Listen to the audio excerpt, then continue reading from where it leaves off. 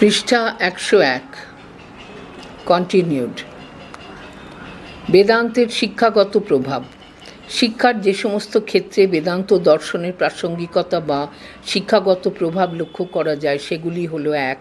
বেদান্ত দর্শন আত্মা, চেতনা, জীবের স্বরূপ, পরম সত্য, চূড়ান্ত বাস্তবতার প্রকৃতি প্রভৃতি বিষয়ে গভীর অন্তর্দৃষ্টি প্রদান করে, যা শিক্ষার্থীদের আধ্যাত্মিক বোধ জাগরণে বিশেষ সহায়ক। 2. এটি দর্শন, আধ্যাত্মিকতা ও অধিবিদ্যার মেটাফিজিক্স ওপর দৃষ্টি নিবদ্ধ করে শিক্ষাগত পাঠ্যক্রমকে পুষ্ট করে। 3.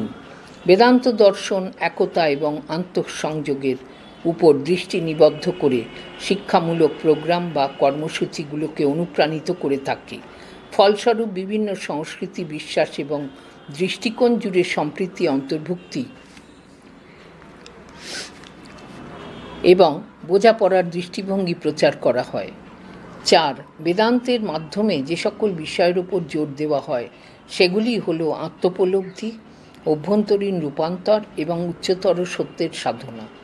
এই সকল বিষয়ে বেদান্তের শিক্ষাসমূহ সামগ্রিকভাবে ব্যক্তিগত বিকাশ, আত্মসচেতনতা, নৈতিক বৃদ্ধির লক্ষ্যে শিক্ষামূলক চর্চাগুলিকে শিক্ষার্থীর মধ্যে জাগিয়ে তুলতে সহায়তা করে। 5. বেদান্তে পাওয়া যায় এমন 4টি ধারণা হলো: মায়া, ভ্রম, কর্ম, ক্রিয়া, ধর্ম, কর্তব্য বা ধার্মিকতা এবং মোক্ষ, মুক্তি।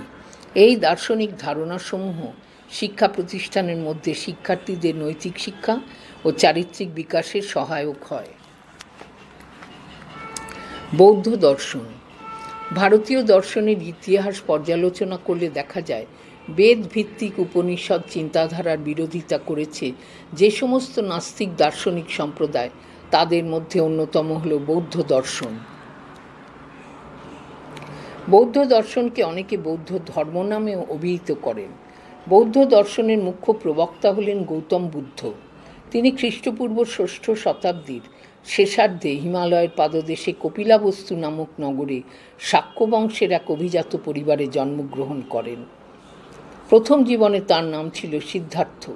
পরবর্তীকালে সাধনায় সিদ্ধি লাভ করার পর, অর্থাৎ বোধি লাভ করার পর, তিনি বুদ্ধদেব নামে খ্যাত হন। বৌদ্ধ দর্শনের মূল উৎস হল বুদ্ধদেবের উপদেশ বা বাণী। বুদ্ধদেব নিজে কোনো ধর্মগ্রন্থ বা দর্শন শাস্ত্র রচনা করেননি, তবে তিনি ব্যক্তিগত জীবনের সাধনা থেকে প্রাপ্ত বিষয়গুলি তাঁর শিষ্যদের কাছে বলতেন। সেই উপদেশ বা বাণীগুলি পরবর্তীকালে বৌদ্ধ দর্শনে লিপিবদ্ধ হয়। বুদ্ধদেবের মৃত্যুর পর বৌদ্ধ দর্শনের মূল কথাগুলি পালি ভাষায় রচিত 3টি পুস্তকে লিপিবদ্ধ রয়েছে। এই পুস্তক 3টিকে বলা হয় ত্রিপিটক। ত্রিপিটক, বিনয় পিটক। বিনয় শব্দের অর্থ বিধি বা নিয়ম। এই জন্যই বিনয় পিটকে বৌদ্ধ ভিক্ষুর, সন্ন্যাসীর আচরণীয় নিয়মগুলি বিবৃত হয়েছে। সূত্রপিটক, সূত্র শব্দের অর্থ কাহিনী বা গল্প। এজন্য সূত্রপিটকে ছোট ছোট কাহিনী বা গল্পের আকারে বুদ্ধদেবের উপদেশ লিপিবদ্ধ হয়েছে। এতে বুদ্ধের উপদেশগুলি কথোপকথন আকারে উপস্থাপিত হয়েছে। অভিধর্মপিটক, অভিধর্ম শব্দের অর্থ হল মতবাদ বা তত্ত্ব, তাই অভিধর্মপিটকে বিভিন্ন দার্শনিক মতবাদ বা তত্ত্ব লিপিবদ্ধ আছে। বৌদ্ধ দর্শনের মূল নীতি। নিছক তত্ত্বমূলক দার্শনিক আলোচনায় বুদ্ধদেবের কোনো আগ্রহ ছিল না। তিনি ছিলেন একজন ধর্মপ্রচারক এবং ন্যায়নীতিমূলক আদর্শের প্রবর্তক। ধর্ম এবং নীতি বিষয়ে বিভিন্ন প্রকার উপদেশের মাধ্যমে তিনি জীবকে দুঃখ থেকে মুক্ত করতে চেয়েছিলেন।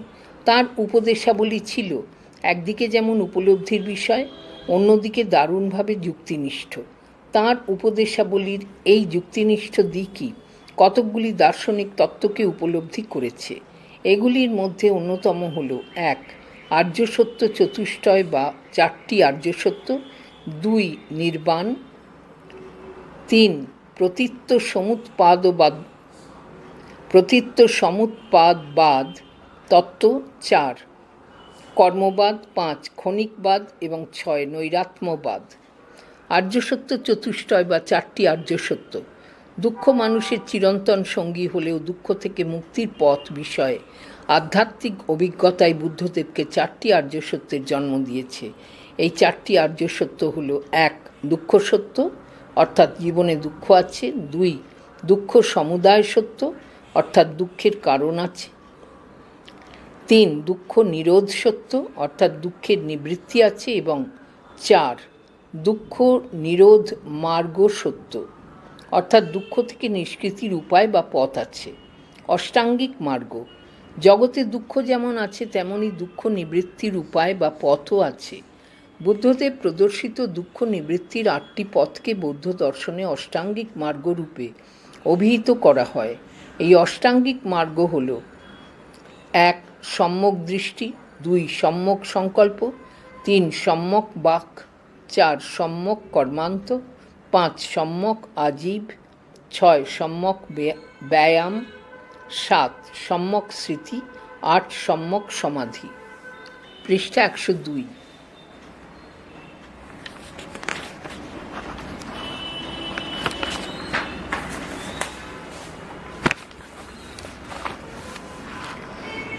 বৌদ্ধ দর্শনে পঞ্চস্কন্ধ। বৌদ্ধ মতে মানব অস্তিত্বকেও দেহ ও মনের কতগুলি অবস্থার সমাহার মনে করা হয়, আর এই অবস্থাকে স্কন্ধ বলা হয়। বৌদ্ধ মতে আত্মা হল পঞ্চস্কন্ধের সমষ্টি। এই 5টি স্কন্ধ হল: রূপ স্কন্ধ, জড়দেহের ওপর প্রভাব বিস্তার; বেদনা স্কন্ধ, সুখ দুঃখের অনুভূতি; বিজ্ঞান স্কন্ধ, চেতনার অনুভূতি; সংজ্ঞা স্কন্ধ, নাম সহকারে কোনো কিছুর প্রত্যক্ষ; সংস্কার স্কন্ধ, মানসিক প্রবণতা বা প্রবৃত্তির যোগফল। বৌদ্ধ দর্শনের শিক্ষাগত প্রভাব। বৌদ্ধ দর্শনের শিক্ষাগত প্রয়োগ বা শিক্ষায় বৌদ্ধ দর্শনের প্রাসঙ্গিকতা নিয়ে আলোচনা করতে গেলে খুব স্পষ্ট ভাষায় বলা যায় যে বৌদ্ধ দর্শন আধুনিক শিক্ষার ক্ষেত্রে খুবই প্রাসঙ্গিক। তার কারণগুলি হল: 1. মুক্তির উপায় সম্পর্কে ধারণা। বৌদ্ধ দর্শনের চরম লক্ষ্য হল পরিনির্বাণ লাভ। দুঃখ কষ্ট জর্জরিত সমাজ জীবন থেকে মুক্তি লাভের উপায় সম্বন্ধে ধারণা দান করে বৌদ্ধ দর্শন। এটি অষ্টাঙ্গিক মার্গ এর মাধ্যমে 8টি উপায়ের কথা বলেছে, যা শিক্ষার ব্যবহারিক দিকের ক্ষেত্রে খুবই প্রাসঙ্গিক। 2. বৈচিত্র্যময় পাঠ্যক্রম। বৌদ্ধ শিক্ষা দর্শনে পাঠ্যক্রম ছিল বৈচিত্র্যপূর্ণ। এই পাঠ্যক্রমে শিক্ষার্থীরা নিজেদের পছন্দমতো বিষয় নিয়ে পড়ার সুযোগ পায়। বর্তমানে বহুমুখী শিক্ষা ব্যবস্থায় যা খুবই গুরুত্বপূর্ণ। 3. শিক্ষাদান পদ্ধতি। বৌদ্ধ শিক্ষায় আবৃত্তি, আলোচনা ও শিক্ষক শিক্ষণমূলক পদ্ধতির বিষয়ে জানতে পারা যায়। এই পদ্ধতি বর্তমানের শিক্ষা পদ্ধতির ক্ষেত্রে প্রচলিত হয়েছে।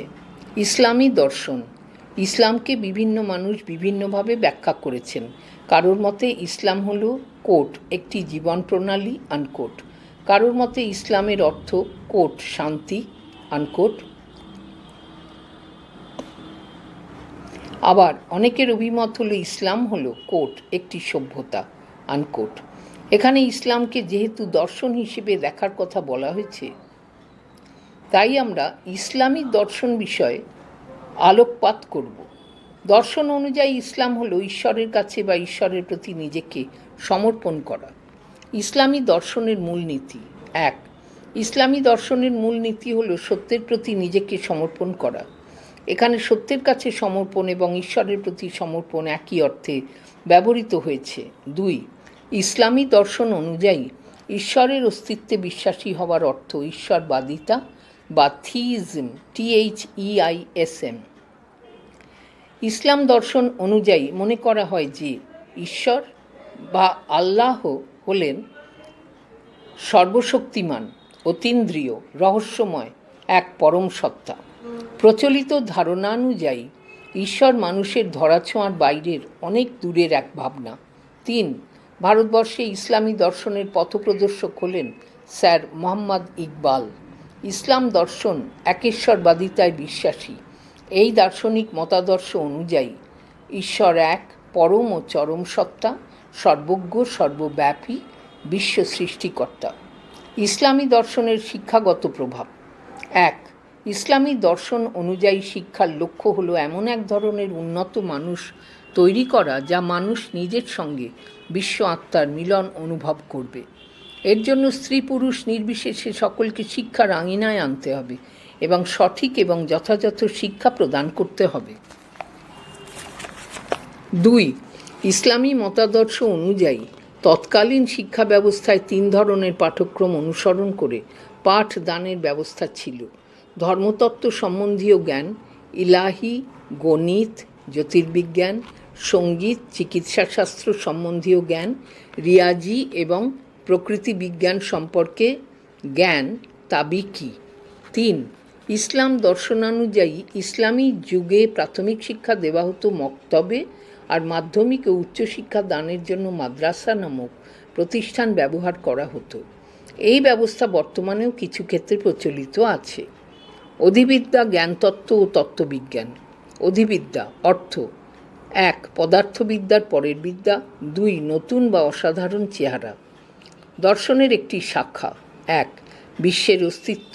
2. মানুষের অস্তিত্ব। 3. সত্যের ধারণা। 4. বস্তুর গুণাবলী। 5. সময়। 6. স্থান। 7. সম্ভাবনা। অধিবিদ্যার শাখা: 1. কসমোগনি, COSMOGONY, জগতের উৎপত্তি বিষয়ক আলোচনা। 2. কসমোলজি, COSMOLOGY, ঈশ্বর ও জগৎ বিষয়ে আলোচনা। 3. অন্টোলজি, ONTOLOGY, সত্তা বা অস্তিত্ব বিষয়ে আলোচনা। 4. থিওলজি, THEOLOGY, ঈশ্বর, ধর্ম, ধর্মের সাথে জগতের সম্পর্ক নিয়ে আলোচনা। 5. ইউনিভার্সাল সায়েন্স, যুক্তি ও তর্কের নীতি নিয়ে আলোচনা। জ্ঞানতত্ত্ব, জ্ঞানের স্বরূপ ও উৎস, বুদ্ধিবাদ ও অভিজ্ঞতাবাদ নিয়ে আলোচনা। তত্ত্ববিদ্যা বা তত্ত্ববিজ্ঞান, আদর্শ বা আদর্শের স্বরূপ নিয়ে আলোচনা। বিভাগ: শিক্ষা, রাজনীতি, নৈতিকতা, সমাজনীতি নিয়ে আলোচনা। 1. যুক্তিবিদ্যা। 2. নীতিবিদ্যা। 3. নন্দন তত্ত্ব। পাশ্চাত্য দর্শনের শাখাসমূহ: প্রাচীন গ্রিস দেশে উদ্ভূত দার্শনিক ঐতিহ্যকে বোঝায়। প্রাচীন গ্রিক দর্শন: 1. সক্রেটিস। 2. প্লেটো। 3. অ্যারিস্টটল। মধ্যযুগীয় দর্শন: 1. হিপ্লোর অঙ্গাস্টিন। 2. Thomas Aquinas. রেনেসাঁ দর্শন: 1. ইরাসমাস। 2. Francis Bacon. আধুনিক দর্শন: 1. Rene Descartes. 2. John Locke. 3. Immanuel Kant. 4. David Hume. সমসাময়িক দর্শন: 1. William James. 2. John Dewey. 3. ভাববাদী দার্শনিক: প্লেটো, পেস্টালৎসি, হার্বার্ট, ফ্রয়েবেল। 4. বাস্তববাদী দার্শনিক: ইরাসমাস, রাবেলাইস, জন মিল্টন রস। 5. প্রকৃতিবাদী দার্শনিক: নান, Rousseau, David Papineau, Alden Goldman, G.E. Moore. 6. প্রয়োগবাদী দার্শনিক: William James, John Dewey, Richard Rorty. ভাববাদ: বিভিন্ন যুগে যে সকল দার্শনিক মতবাদ শিক্ষার উপর প্রভাব বিস্তার করেছে সেগুলির মধ্যে ভাববাদ হল সবচেয়ে প্রাচীন এবং প্রভাবশালী মতবাদ। যে তত্ত্বে অধিগত আত্মা বা ভাবের জগৎকে প্রাধান্য দেওয়া হয়, অধ্যাত্ম জীবন বা ভাবের উপলব্ধিকে গুরুত্ব দেওয়া হয়, তাই হল ভাববাদ। ভাববাদ বিশ্বাসীরা মানুষ এবং এই সম্পূর্ণ বিশ্ব ব্রহ্মাণ্ডকে একই ভাবমূলক বা আধ্যাত্মিক সত্তার অংশ হিসেবে বিবেচনা করছেন। এই অভিমত অনুযায়ী ভাবজগৎ বা আধ্যাত্মিক জগৎই প্রকৃত সত্য, বস্তু জগৎ মায়ামাত্র। পরিদৃশ্যমান জগতের আড়ালে আছে এক আধ্যাত্মিক জগৎ, যাকে নিয়ন্ত্রণ করেন সর্বশক্তিমান ঈশ্বর বা পরমাত্মা। মানুষের মন হলো এই পরমাত্মার অংশ। ভাববাদী দার্শনিক: আমাদের দেশের যে সকল মনীষী ভাববাদী দর্শনে বিশ্বাসী ছিলেন তাদের মধ্যে উল্লেখযোগ্য হলেন স্বামী বিবেকানন্দ, বিশ্বকবি রবীন্দ্রনাথ ঠাকুর এবং জাতির জনক মোহনদাস করমচাঁদ গান্ধী। পাশ্চাত্যের যে সকল দার্শনিক ভাববাদী হিসেবে বিশ্বে স্বনামধন্য হয়েছেন তাদের মধ্যে উল্লেখযোগ্য কয়েকজন হলেন: পৃষ্ঠা 103,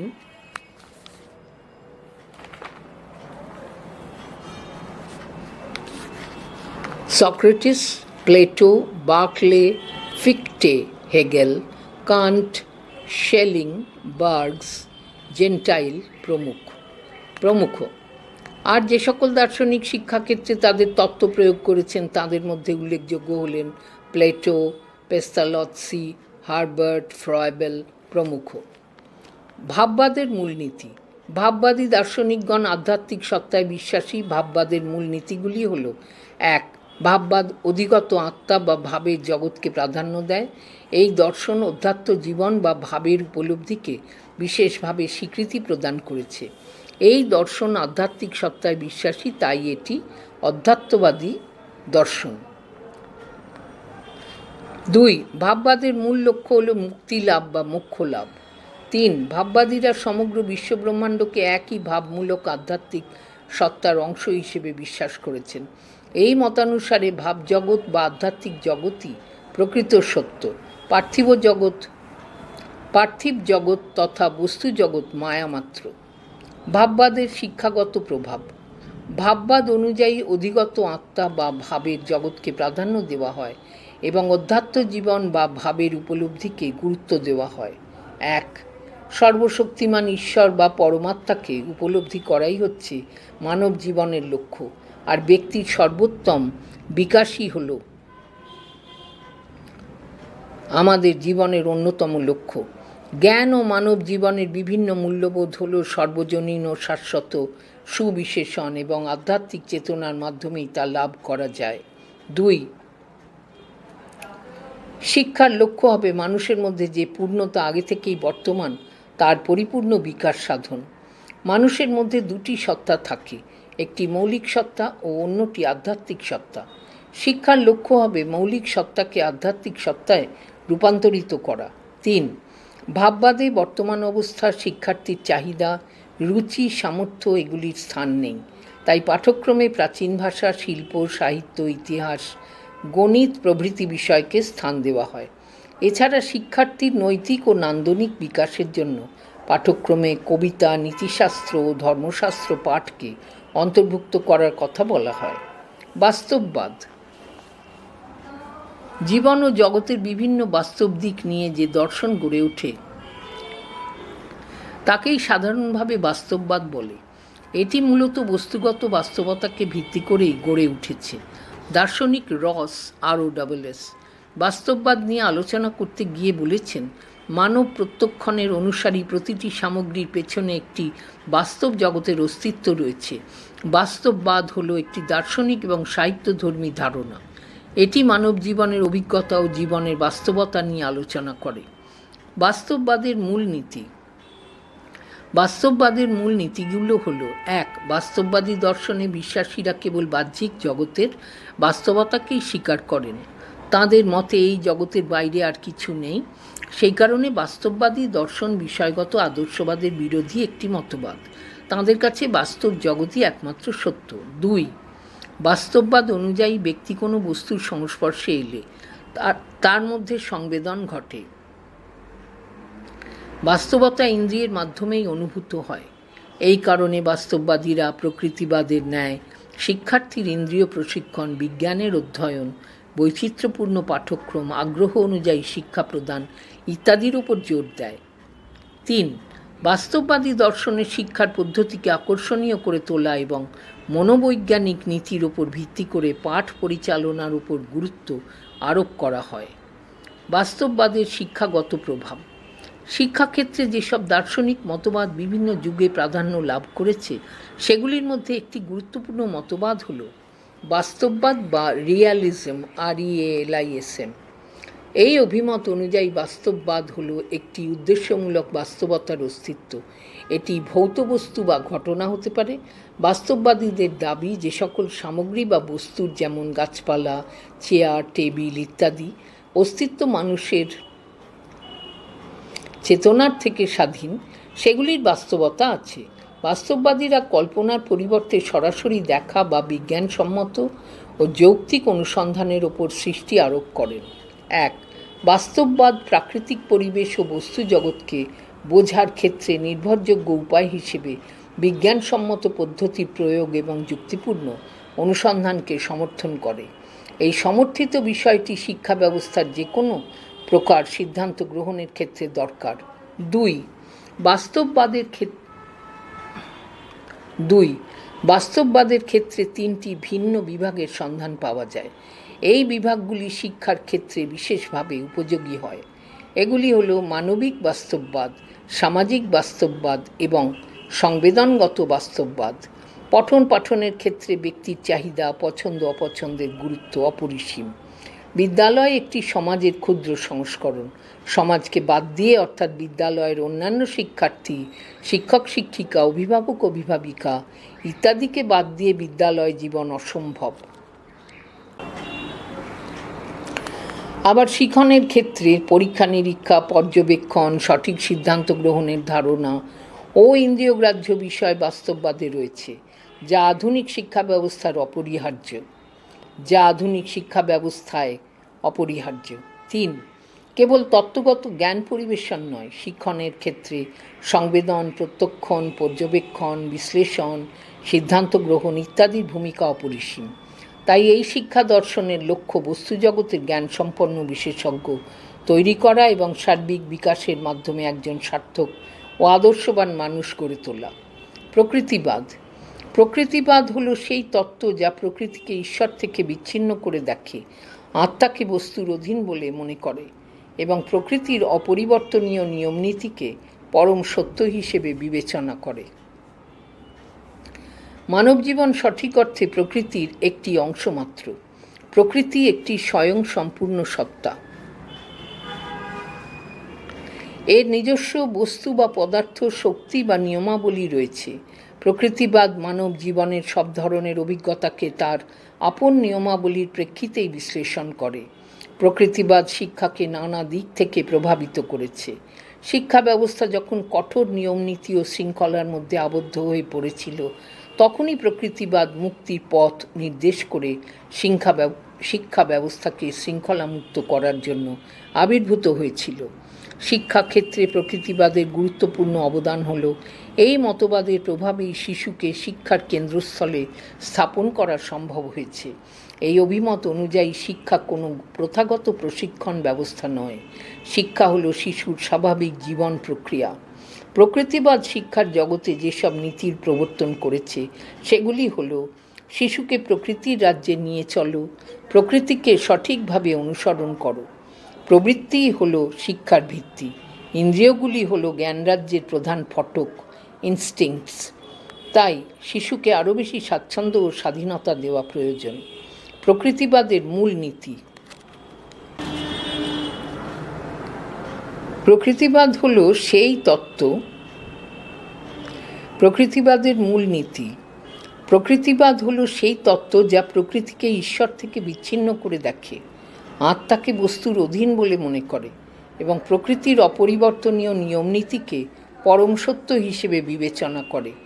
এই দৃষ্টিকোণ থেকে বিচার করলে প্রকৃতিবাদের যে মূল নীতিগুলি পরিলক্ষিত হয় সেগুলি হলো: 1. প্রকৃতিই হলো চূড়ান্ত বাস্তব। প্রকৃতি থেকেই সকল বস্তুর উৎপত্তি। সবই শেষ পর্যন্ত বস্তুতে পরিবর্তিত হয়। বস্তু বা পদার্থ নানান রূপ পরিগ্রহ করে। 2. প্রকৃতি হলো একটি স্বয়ংসম্পূর্ণ সত্তা। এর নিজস্ব বস্তু বা পদার্থ, শক্তি এবং নিয়মাবলী রয়েছে।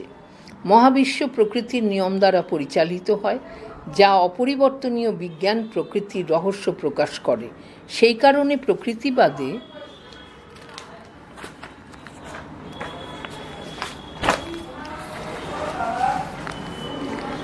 বিজ্ঞান থেকে প্রাপ্ত জ্ঞানকেই সত্য বলে বিবেচনা করা হয়। পৃষ্ঠা 104। 3.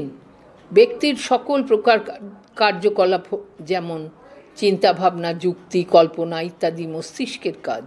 মস্তিষ্ক হলো এক প্রকার বস্তু। প্রকৃতিবাদের শিক্ষাগত প্রভাব। শিক্ষাক্ষেত্রে যেসব দার্শনিক মতবাদ বিভিন্ন যুগে প্রাধান্য লাভ করেছে সেগুলির মধ্যে একটি গুরুত্বপূর্ণ মতবাদ হলো প্রকৃতিবাদ বা ন্যাচারালিজম। শিক্ষাক্ষেত্রে তাই প্রকৃতিবাদের প্রভাব অনস্বীকার্য। 1. এই বিশ্বজগতে যা কিছু রয়েছে সবই হলো প্রকৃতি। প্রকৃতি একটি স্বয়ংসম্পূর্ণ সত্তা। এর মধ্যে রয়েছে পদার্থ বা বস্তু, শক্তি এবং বিভিন্ন ধরনের নিয়মনীতি।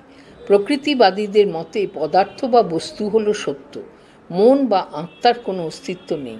এই জ্ঞান শিক্ষার্থীদের চেতনার বিকাশের ক্ষেত্রে এক অনন্য ভূমিকা নিয়ে থাকে। 2.